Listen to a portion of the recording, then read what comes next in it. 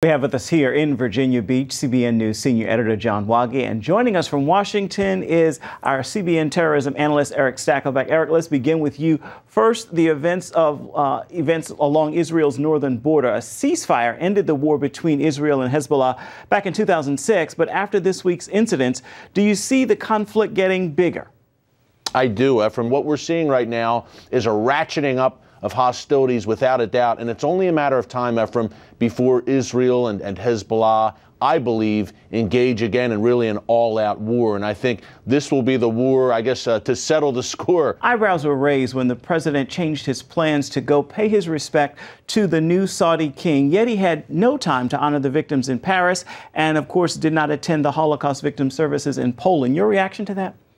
Well, I think, number one, the apparent disregard of the administration for that anti-terror rally in Paris was an embarrassment. Look, the United States, the president of the United States, we are the leaders of the free world. And for us not to be there, not to even send a high-ranking administration official, at least the vice president or the secretary of state, for me spoke volumes about where this administration stands in this global existential struggle against radical Islam. But on the other hand, making your way to Saudi Arabia, and look, I get it, Ephraim, administration after administration, Republican and Democrat, have catered to the Saudis. Unfortunately, Saudi Arabia has done more than anyone in the world to spread radical Islam around the globe. Ephraim, over the past few decades, the Saudis have spent billions of dollars in that oil money to build radical mosques and schools throughout Europe and the United States. Yes, we have similar enemies right now in ISIS and Iran and Hezbollah, but at the end of the day, let's remember,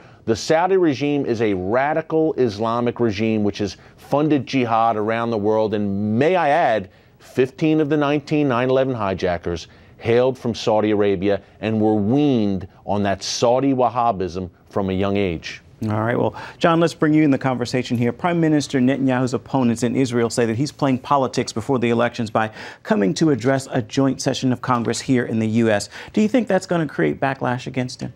Well, it's funny, Ephraim, his opponents are shocked that he would play politics like this.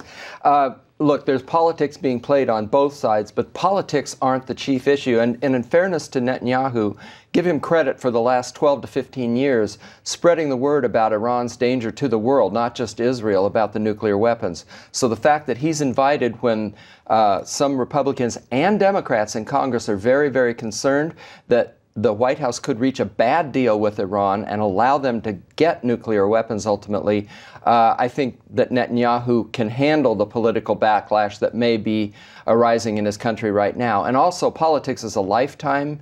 In Israel, like a few weeks, the elections are March 17th, so that's a lifetime between now and then. Netanyahu is down a bit in the polls now. His opponents are mobilizing and unifying. The Arabs have created a united bloc to run against him for the first time ever. And so he does have some opponents that are making headway, but several weeks that can change around 180. It's possible. Speaking of elections, the White House says it's going to stay out. But there are now reports that Obama campaign people are organizing opposition to Netanyahu. Your thoughts on that? Well, yeah, they want to be above the fray, and it's the Republicans in Congress who are playing politics with it. But in reality, there is politics being played on that side. And make no mistake, they would love to oust Netanyahu. They say it's like we would like to bring a change and everything, but the administration would love to see him gone. Europe would love to see him gone. The left in Israel would love to see him gone. And that's what this is about. Not necessarily trying to defeat Likud, but trying to get Netanyahu out of the prime minister's office. He's a strong man indeed. Erick, we know that Jordan agreed to a prisoner exchange with ISIS. Jordan is supposed to be a close U.S. ally. How serious is this? Well, Jordan is an ally for sure, Ephraim, in the struggle against the jihad. ISIS has Jordan in its crosshairs, but this is part and parcel for what we've seen from many of our allies in this war. They don't share our view, Ephraim, in terms of hostage exchanges and not negotiating with terrorists. Actually, that view has apparently changed under the Obama administration. We now do negotiate with terrorists here in the U.S., but Europe and countries like Jordan, look, they will do hostage exchange. ISIS has made hundreds of millions of dollars, for instance, Ephraim, from Europe. European governments are willing to buck up and pay ISIS to get their hostages back.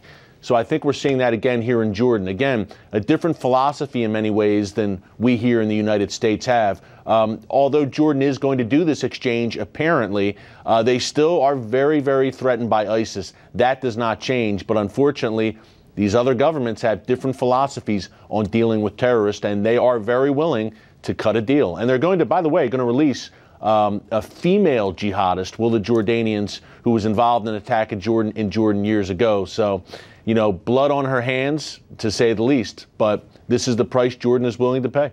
Well, we'll keep an eye on it. Thank you both, Erick Stakelbeck and John Wagge. Appreciate both of your time.